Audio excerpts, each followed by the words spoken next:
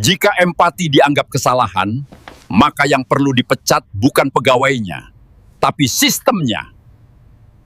Bayangkan, Arka, customer service bank yang dikenal ramah dan jujur, harus kehilangan pekerjaannya hanya karena menolong seorang nenek tua bernama Sari yang kebingungan di depan loket. Kebaikan yang ia lakukan justru berubah menjadi hukuman, hinaan, dan pengusiran. Tapi saat semua mengira kisah Arka berakhir di sana, siapakah orang misterius yang tiba-tiba datang dan membuat seluruh bank terdiam? Namun sebelum kita lanjut ke cerita selengkapnya, bagi yang beragama Islam, mari kita menuliskan sholawat Nabi Muhammad. Semoga sholawat ini menjadi saksi agar kita mendapat syafaat Nabi di akhirat kelak. Like dan subscribe ke channel Storix, sangat membantu kami untuk terus bersemangat membagikan cerita-cerita yang inspiratif. Pagi itu, bank tempat Arka bekerja tampak seperti hari-hari sebelumnya. Namun bagi Arka, selalu ada makna di setiap jam kerja yang ia jalani. Gedung bank berdiri megah di tengah kota, dengan dinding kaca yang memantulkan cahaya matahari pagi. Di dalamnya, antrean nasabah sudah mulai mengular sejak pintu dibuka. Suara mesin antrean berdenting teratur, bercampur dengan percakapan pelan dan langkah kaki yang mondar-mandir. Aroma pendingin ruangan yang dingin berpadu dengan bau kopi instan dari ruang karyawan. Semua terasa rutin, mekanis, seolah waktu berputar tanpa emosi. Arka berdiri di balik meja customer service dengan setelan rapi. Kemeja putih disetrika licin, dasi gelap, dan name tag bertuliskan namanya yang selalu ia kenakan dengan bangga. Senyum profesional tak pernah lepas dari wajahnya. Bagi sebagian orang, senyum itu hanya bagian dari pekerjaan. Tetapi bagi Arka, senyum adalah janji bahwa siapapun yang datang ke mejanya akan diperlakukan sebagai manusia, bukan sekedar nomor antrian. Sejak kecil, Arka diajarkan ayahnya satu prinsip sederhana. Rezeki yang baik datang dari niat yang baik. Itulah sebabnya, meski bekerja di lingkungan yang serba target dan aturan, Arka tetap berusaha menjaga empati. Ia tahu, tak semua nasabah datang dengan pengetahuan, kepercayaan diri, atau ketenangan yang sama. Di tengah antrean itulah Arka melihat seorang nenek tua berdiri kebingungan. Tubuhnya kecil dan rapuh, sedikit membungkuk, seolah beban hidup telah menekan punggungnya terlalu lama. Kerudungnya tampak lusuh, warnanya pudar dimakan usia. Di tangannya ia menggenggam dompet kain sederhana yang sudut-sudutnya sudah mulai terurai. Nenek itu bernama Sari. Tatapan mata Nenek Sari berkeliling ruangan, gelisah dan cemas. Ia melangkah maju setengah ragu, lalu mundur lagi, seperti takut melakukan kesalahan. Ketika nomornya akhirnya dipanggil, ia maju dengan langkah tertatih, tangannya sedikit bergetar. "Selamat pagi, Nek. Silahkan duduk. Ada yang bisa saya bantu?" Suara Arka lembut, menembus kegugupan sang nenek. Nenek Sari mengangguk pelan. Suaranya lirih, hampir tenggelam oleh kebisingan ruangan. Ia menjelaskan bahwa dirinya mendapat kabar ada bantuan masuk ke rekeningnya, tetapi ia tak mengerti cara mengambilnya. Ia tak paham mesin ATM, tak hafal prosedur, bahkan lupa nomor antrian yang baru saja dipanggil. Di belakangnya, beberapa nasabah mulai menunjukkan tanda-tanda kesal. Ada yang mendesah, ada yang melirik jam tangan dengan wajah tak sabar. Seorang pria muda bersetelan mahal berbisik sinis cukup keras untuk didengar orang di sekitarnya. "Kalau nggak ngerti, jangan ke bank sendiri." Arka mendengar itu, dadanya menghangat, bukan karena marah, melainkan iba. Ia tahu, bagi banyak orang, dunia perbankan adalah labirin rumit yang menakutkan. Arka mengambil segelas air mineral, memberikannya pada Nenek Sari, lalu mempersilahkan duduk dengan lebih nyaman. Dengan sabar, ia menjelaskan satu persatu, pelan dan jelas, memastikan sang nenek benar-benar memahami. Ia membantu mengecek data, mencocokkan identitas, dan menuntun setiap proses dengan hati-hati. Waktu berjalan, 5 menit berlalu, lalu 10 menit. Antrean semakin panjang. Supervisor Arka mulai melirik dengan dahi berkerut, sesekali menulis sesuatu di papan catatan. Namun Arka memilih fokus. Ia tak sanggup mempercepat proses dengan resiko membuat Nenek Sari semakin bingung. Akhirnya, transaksi selesai. Uang bantuan itu berhasil diambil. Mata Nenek Sari berkaca-kaca. Tangannya gemetar saat menerima uang itu, seolah tak percaya akhirnya bisa membawa pulang harapan. "Terima kasih banyak, Nak," ucapnya lirih. "Semoga Allah membalas kebaikanmu." Arka mengangguk hormat, tak menyadari bahwa doa sederhana itu kelak akan diuji dengan cara yang tak pernah ia bayangkan. Belum sempat Arka kembali ke mejanya, seorang supervisor memanggilnya ke ruang belakang. Ruangan itu dingin dan sunyi. Dengan nada datar, supervisor itu menegurnya karena melanggar SOP, memperlambat layanan, dan dianggap tidak profesional. "Kita di sini bekerja dengan aturan, Arka, bukan dengan perasaan," kata supervisor itu tegas. Arka mencoba menjelaskan, tetapi kata-katanya terhenti di udara. Tak ada ruang untuk empati di ruangan itu. Hari itu, Arka pulang dengan langkah berat dan dada sesak. Ia merasa ada sesuatu yang keliru dengan dunia yang menghukum kebaikan. Namun, ia tak tahu, pagi itu hanyalah permulaan dari badai yang jauh lebih besar. Hari berikutnya, Arka datang ke bank dengan perasaan tak menentu. Senyum yang biasa ia kenakan terasa berat. Ada sesuatu yang berubah. Tatapan rekan kerja tak lagi hangat. Beberapa berpaling saat ia lewat. Sebagian lain berbisik pelan. Seolah satu tindakan kecil kemarin telah mengubah posisinya di mata semua orang. Tak lama setelah jam kerja dimulai, Arka dipanggil menghadap manajer cabang. Ruangan manajer lebih dingin dari ruang manapun di bank itu. Dindingnya dipenuhi piagam dan target pencapaian. Di sanalah keputusan yang mengubah hidup Arka disampaikan. Dengan suara formal dan tanpa emosi, manajer menjelaskan bahwa Arka dianggap melanggar standar layanan. Meski ini pertama kalinya, tindakan Arka dinilai menciptakan preseden buruk.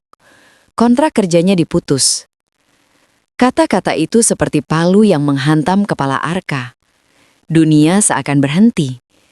Ia menerima map coklat berisi surat pemecatan dengan tangan gemetar. Tak ada ruang untuk pembelaan. Arka keluar dari bank dengan langkah gontai. Di halte depan gedung itu, ia duduk lama, menatap pintu kaca yang kini terasa asing. Ponselnya bergetar. Pesan dari ibunya masuk, menanyakan kabar. Arka menatap layar lama, lalu menghela nafas panjang. Ia tak sanggup menjawab. Sementara itu di sudut kota yang lain, Nenek Sari pulang ke rumah kecilnya dengan hati lega. Ia bisa membeli beras, obat, dan sedikit lauk. Malam itu ia menunaikan sholat dengan khusyuk, menyebut nama Arka dalam doa-doanya, tanpa tahu bahwa orang yang menolongnya telah kehilangan pekerjaannya. Kabar pemecatan Arka menyebar cepat. Di media sosial, cerita tentang pegawai bank yang dipecat karena menolong nenek tua mulai muncul.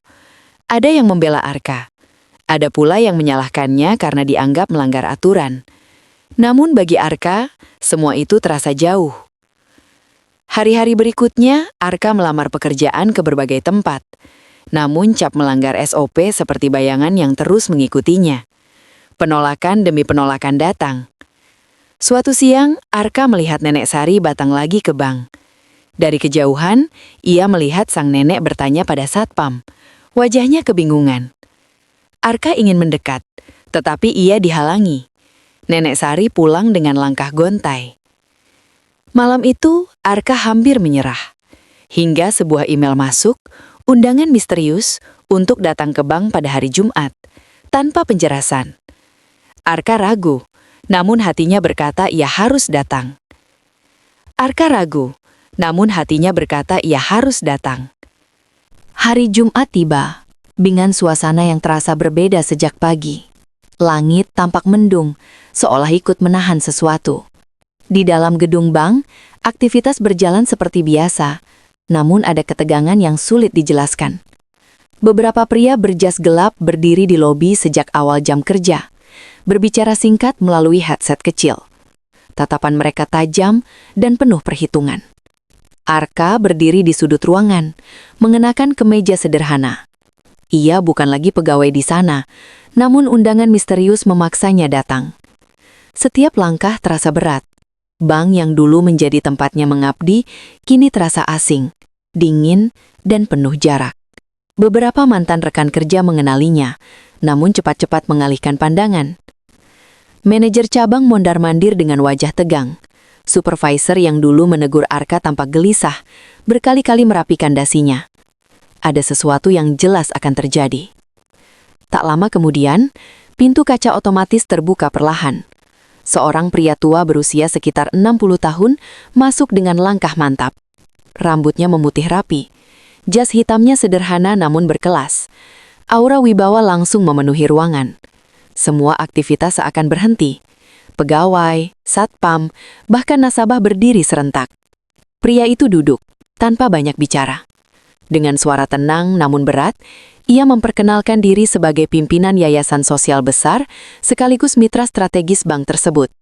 Lalu, ia menyebut satu nama yang membuat ruangan membeku. Sari, nenek saya. Ia menceritakan bagaimana neneknya datang ke bank dengan penuh kebingungan. Bagaimana seorang pegawai muda bernama Arka membantunya dengan sabar. Dan bagaimana bantuan itu justru berujung pemecatan. Beberapa nasabah yang dulu mengeluh, kini tertunduk. Supervisor menelan ludah. Manajer cabang mencoba menyela dengan alasan prosedur. Namun pria tua itu mengangkat tangan. Jika empati dianggap kesalahan, ucapnya pelan namun menghantam. Maka yang perlu dipecat bukan pegawainya, tapi sistemnya. Suasana berubah mencekam. Ia mengumumkan penghentian sementara kerjasama yayasan dengan bank, audit internal, dan evaluasi total SOP layanan. Setiap kata terasa seperti vonis. Kemudian, pria itu menoleh ke arah Arka. "Tolong maju." Arka melangkah dengan kaki gemetar. Matanya berkaca-kaca. Ia tak membawa pembelaan, hanya kejujuran. "Terima kasih," kata pria itu. Suaranya melembut. "Karena telah memperlakukan nenek saya bukan sebagai beban, tapi sebagai manusia." Ruangan sunyi. Beberapa pegawai menunduk malu. Di saat itulah Arka sadar.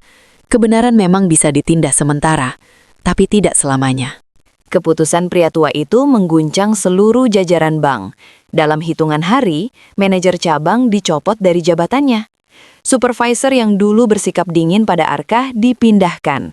SOP layanan direvisi besar-besaran, menekankan kembali bahwa nasabah adalah manusia, bukan sekedar target. Arka dipanggil kembali secara resmi. Tawaran yang diberikan jauh lebih baik dari sebelumnya. Jabatan, gaji, bahkan penghargaan sebagai simbol perubahan. Namun Arka tidak langsung menjawab. Ia meminta waktu.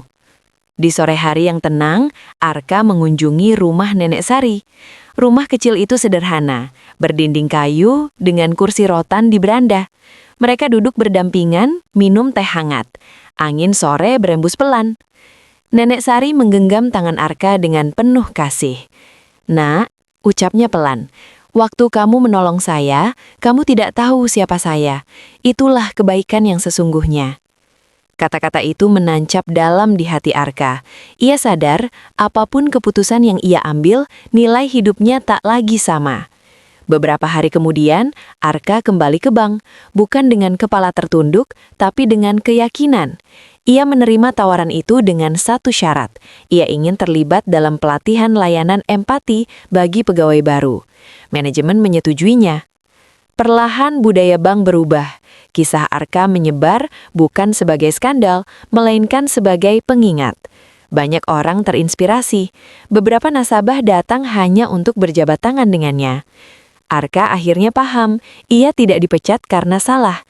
Ia diuji, ditempa, dan diposisikan untuk memberi dampak lebih besar. Terima kasih telah menyimak kisah ini hingga akhir. Jika cerita ini menyentuh hati Anda, jangan lupa like dan subscribe agar kami terus bisa menghadirkan kisah-kisah inspiratif yang menguatkan iman dan kemanusiaan. Sampai jumpa di cerita berikutnya.